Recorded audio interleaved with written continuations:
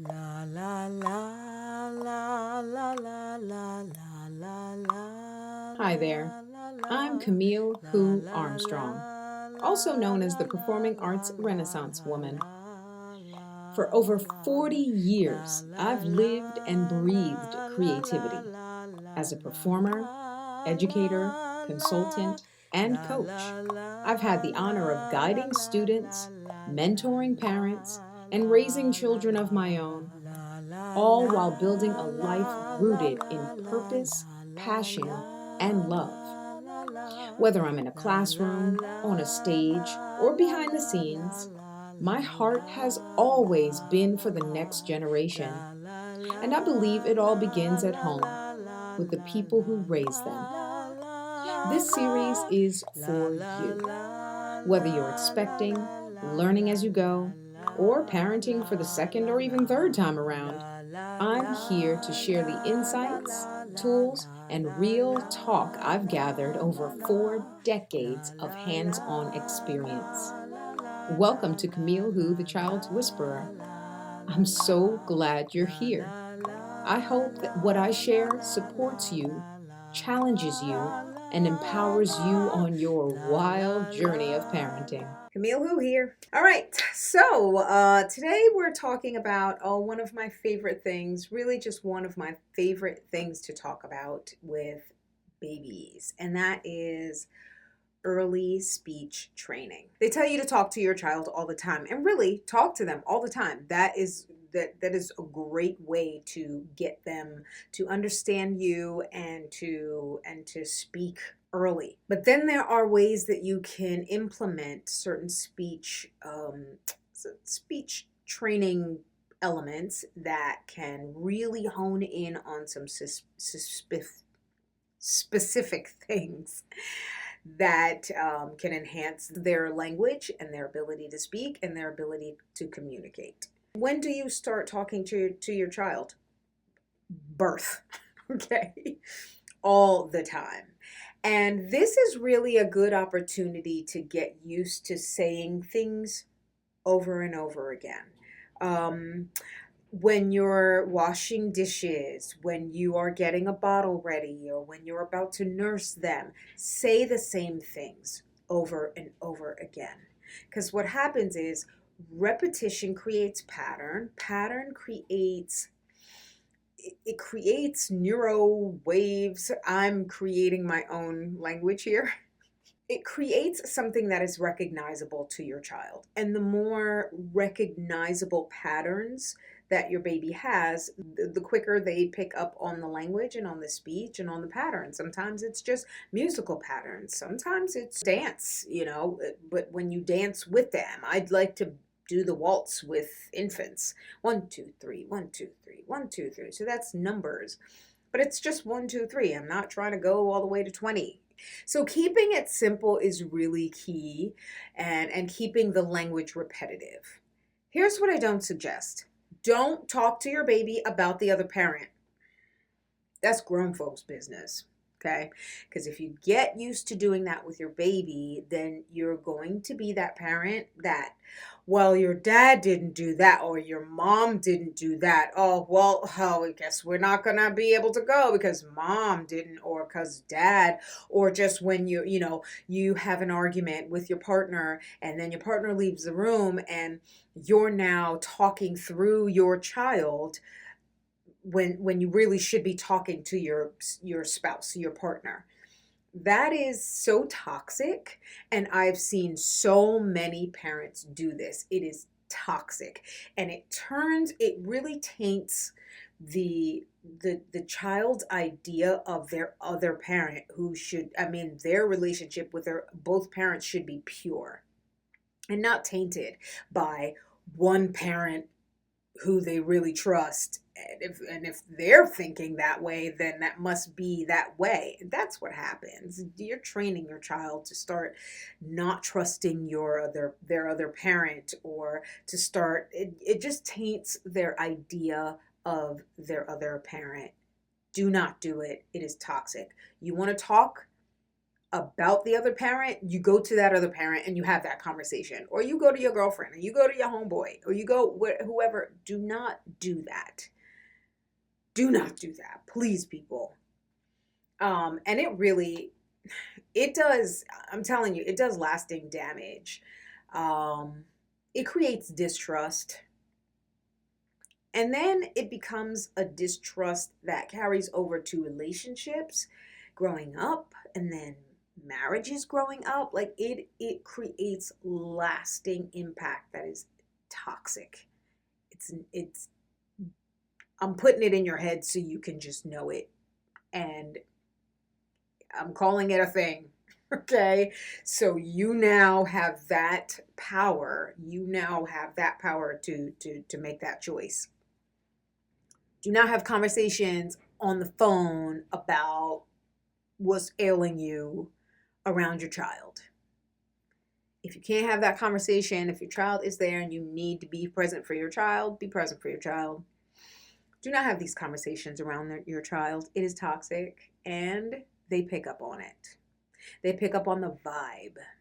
If you're having conversation, if you're having an argument, really try to keep that away from your child. Goodness. Good training, bad training. No training is bad training. So you think that they're not listening to you, but they are listening to you. They're paying attention to how you react to things. They're paying attention to how you talk to people, how you talk to them.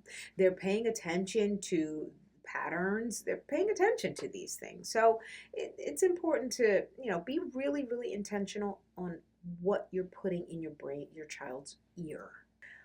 When you are carrying your baby, hi sweetie, we're going downstairs now. I like to sing a song, going down, down, down, going down the stairs, going down, down, down, going down the stairs. It's repetitive. It just goes on and on and on.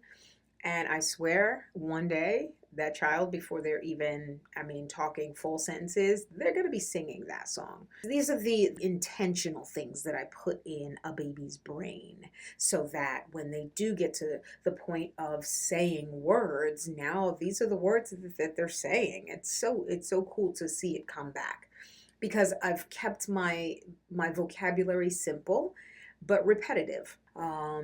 All right, time to eat now. All right, time to burp. Pat, pat, pat, pat, pat, pat. Just saying things like that. Pat, pat, pat, pat. Whoa, did that come out of your body? That's what I say. It's like classic Camille, or classic meal, as some of the children call me. It's fun to see these things come back to you, especially when you're really intentional about putting positive language and speech into a child's brain, developing brain. It's so much fun to see that cool stuff come back. So many times I have drunk something with the child, and they're waiting for me to burp. Because they know I'm going to burp, and then I'm going to say, whoa, did that come out of my body? And I do that when they burp, or, when they pass gas downstairs. Believe me, they recognize patterns way earlier than you think they do. So when they recognize it, they may not repeat the patterns yet, but it's so embedded in their learning, in their brains, that it becomes a thing that they start to anticipate. It's so cool, because you almost see the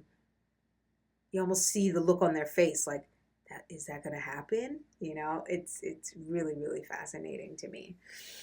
So let's see, you have, I call it, narration. When you narrate everything that you're doing. All right, time to change your diaper. I'm going to get the diaper and the wipes. I say the diaper and the wiper. Why do I say that? Because I like the pattern that is in rhymes as well. And that's teaching them language and speech in a really cool way too. This is the reason why Dr. Seuss did he did his books in rhyme, because it's one of those pattern things. It's one of those kinds of like patterns that that perks your ear up to noticing it, so much so that now you're looking at language and hearing language in a more intricate way. Um, let's see. Keeping language simple as possible, like going up, up, up, going up the stairs. I'm not like, we're going upstairs and then we're going to go get the thing and then with this and like, oh, I just go going up, up, up, going up the stairs, going up, up, up, going up the stairs. And we're up there, whatever we're going to do, say, I'm getting the laundry. That's it. I'm getting the laundry. We're going to put the laundry in the washer. We're going to put the laundry in. So I stress those simple words like in or out, because these are the words that they're going to recognize earlier than they can talk. And then when they talk, they're going to be repeating those simple words. The simpler, the better. The smaller the bites, the better. It might even become annoying, but no, it is for the benefit of your child speaking clearly, communicating clearly, and that just creates a better life for everyone involved. Because there's going to be a time when your child's like, and you're like, I don't know what you're saying. I'm so sorry.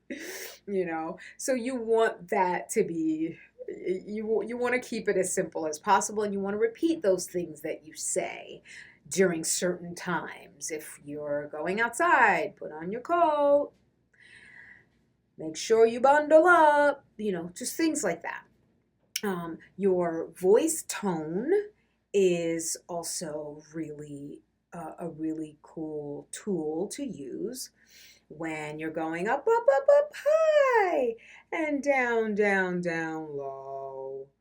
Those things can give your child also an audio reference of something that's high up and something that's low. Opposites are great, in and out, on and off, and make sure you stress the word on and off. We're putting this on. We're taking it off. Pronounce or enunciate the consonants. This seems really ridiculous, but I'm a theater girl and I have recognized the benefits of over enunciating your consonants and how it teaches your child then hears it. Sometimes, a lot of times children are not going to repeat it exactly the way that they hear it, but they will hear it clearly. And so when they do actually make the connection between hearing it the way that it actually sounds and saying it back, when they make that connection and they have the physical ability, they will be able to repeat it, with the exception of speech errors that children make. And children make those all the time, and then eventually they correct them if they don't. I would suggest, looking into speech therapy. But you'd be surprised, just by keeping your vocabulary simple, keeping your language simple, narrating the things that you do and do with your child, and using your tone of voice for different reasons.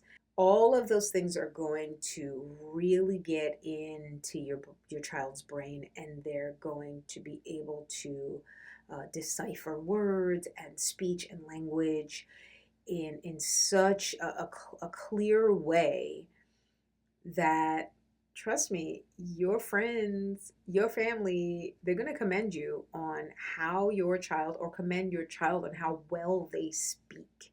How does your child speak so clearly? It usually comes from that. We are the language teachers. We teach our children their language and their speech. And they will be able to do commands. They will be able to carry out commands when you give them a command, like throw this in the garbage, because they'll know what in is. They'll know, they'll see you, especially if you change the diaper and you say, I'm going to throw it in the garbage. If you say that every single time, your child gets to, like, I don't know, maybe they start to walk, and you just, before they even, before, if they're not even talking yet, you can just go, here, throw this in the garbage. They know where the garbage is because they've seen you do it a bunch of times. They know what the garbage is, and they know what throw it in the garbage means. They'll do it. That's those little things where I go, okay, I've been saying it this long. Let me see if they've been picking it up. And I go, here, throw this in the garbage. They've never done it before, but I know that I've been saying it to them over and over again. I've been showing them it every single time. So I go, here, throw this in the garbage. And they go right to the garbage and they throw it in the garbage. I even say things like, bye-bye, diaper. Bye-bye, tissue. Bye-bye, garbage. These are things that I'm telling you that kids will start, your child will start to recognize these sounds, and you'd be surprised. Can, here, throw this in the garbage, and they'll be like, bye-bye. It's so much fun to see this stuff come back, especially when you know you've implemented some really positive things that just make them sound like a fun child. Because sometimes we implement things that make them sound like they are grown, and children are not grown. They have a place. Grown folks are grown, and they will repeat, and some things they'll repeat that, come on, parents. Some of you know about this. They will repeat things that you said, that you wasn't supposed to say it in front of them. You weren't supposed to say it in front of them. And then what? They're at the doctor's office and then they say the thing? Embarrassment. So be intentional about what you are saying to your child. And really, it's just fun to see it come back to you. It's just so much fun. There's wake up time. I do this. Ba, ba, ba, ba, ba. Hello? Is anybody home? Oh, it's baby, and you're awake. How did you sleep? Or how was your sleep? Or did you have a good sleep? But the bottom line is, every time they wake up, I do the same thing. Ba, ba, ba, da, ba, ba, ba. Hello? Is anybody home? Oh, it's baby. Or whoever, that would be the fill in the blank, the name. But it's baby, and you're awake every single time. So now when they're able to recognize that, okay, this is what I do all the time, it's so fun. They have like the brightest smile on their faces because they know what's coming. I go, bop, bop, bop, bop, and they're like, just so excited that they know what's going to happen next. Soon, it'll come back to you. Soon that, I do that, and that eventually comes back to me, and I'm just overjoyed every time these things come back because I put intention in how they learn to speak. When you say the same things every night, the same 2 things, the same 3 things every single night, you are teaching them language whether you know it or not. You're teaching them patterns, you're teaching them, and teaching patterns is actually that's the way you want to train your child, by creating patterns that they follow every day, and you follow every day, then they'll follow every day. Then they expect it, then they anticipate it, then they know it, and they're excited because they know what's coming next. It's like, what? Raising your child on patterns that they're just obedient. Why? Because they just know what's coming next. It's reading books. Goodness, and I know some parents are just like, oh no, not this book again, or oh, the repetition, it just drives me nuts. But listen, it's not about you. It's about your child. You had your chance to be an infant. You right now are all about this child. You are about their brain development, their childhood, their development. And the better you are at supporting that and their development, the better you will be as a parent, the better they will be as a child, and the easier it will be when they get to school. They'll love learning because learning is about patterns. They do the same thing every day. They have the routines every day and they just fall right in. I'm not saying they fit in like, cookie cutter. I'm just saying it's just an easier transition to get them into school and liking school and enjoying learning. So, books.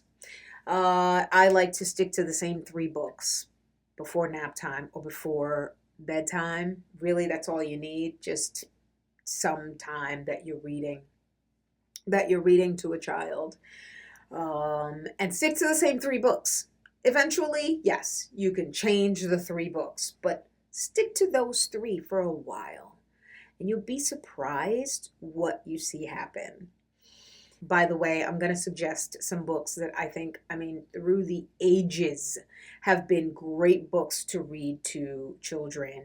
They come as board books. There's Goodnight Moon. There's Brown Bear, Brown Bear. What Do You See? By Bill Martin Jr. and Eric Carle. Goodnight Moon by Margaret Wise Brown and Clement Heard. Margaret Wise, I could be getting that wrong, but I will have those recommendations in the description. Those are great books, but Goodnight Moon, Brown Bear, What Do You See? And also Blue Train, Green Train. And I think it's an Audrey book, anyway, but those books are in the description. They're great books because they do a lot of repetition, and you're actually teaching your child how to count and teaching your child colors before they even speak. And before you know it, your child knows colors. That's super cool. And like the way that I read Brown Bear, I give Brown Bear a voice. The bird, I give a voice, but I do it the same way every time. So, Brown Bear, what do you see? And I do the sound, grr. I see a red bird looking at me, grr. So the sound, then what he says, then the sound. And then I go to the red bird. The same thing, what do you see? I do her sound, then I do the what she says, or he says, and then I do the sound again. Same thing. So I stick to the same patterns. It's not written in the book. It's just how I read the book. Anyway, so when I get to that page of teacher, what do you see? I see children looking at me. And I open that page. Now this is this is great. I open this page and there's children everywhere. I've been doing this since with my 16 years old now at the time of this video, but I did that with him when he was a baby, and I still do it with any child after that I've cared for, and I've cared for quite a bit after my youngest son. But that book, so I would open up to the page of children. I go, oh my goodness, there's so many children. How many children are there? Let's count. And I count the children. It's 9 children. Once I get to 9, I go 9, and then I point to the child that I'm reading at, to their belly. 10 children. Children, what do you see? And the last page is, we see a brown bear, a red bird, a blue horse, whatever. And it goes on and goes on. So we just do that and go through all the animals and the teacher and everything. But anyway, so I've been reading, I had read this book to one of the children that I cared for, that I nannied, and the same 3 books every time, right before nap time. And no one had been working with him with numbers. No one had been working with him with ABCs or anything like that. He was only a year old. But there was one time when I got a text from Dad, and he was like, have you been working with him with his numbers? Because I could have sworn he said 6, 7, 8, 9, 10. And for me, I'm like, no. You know what I mean? Like I hadn't been like sitting down there and going, okay, 1, to and like teaching him numbers specifically. But then it was the next day that I was with him, and then I read the book and I said, oh my goodness. When I got to the children, one, two, like, oh shoot, right. I've been counting these children every time I read the book, so much so that it's programmed into his head. It's a recording. So then he just repeated what he heard. So he's been counting to 10 on his own at age 1, and that's possible for a lot of children. It's possible for most children to learn their numbers. But the fact that he started doing it, he wasn't necessarily counting, it just kind of came out. 1, 2, 3, 4. Now he gets from 1 to 10 by himself. So cool. And that's just teaching your child language and speech without even being like, okay, I'm the teacher or I'm the parent, you're the child, let's work on our numbers or let's work on our colors. You really just got to repeat a bunch of things, like, over and over again. You think nothing's happening, but it's getting in there, and then one day it will come back to you. I'm Camille Who, and I am out of here. Thank you so much for watching this episode of Camille Who, the Child Whisperer. A heartfelt thank you to the generous supporters of the Books and Beyond campaign. This series wouldn't be possible without you. If you're a new or expecting parent, I created Better Parent, Better Future just for you. I empower first-time parents to embrace a positive mindset and navigate those early parenting years with confidence and joy. Click the link in the description to learn more or to find out how we can work together. Until next time, keep showing up, keep growing, and keep leading with love.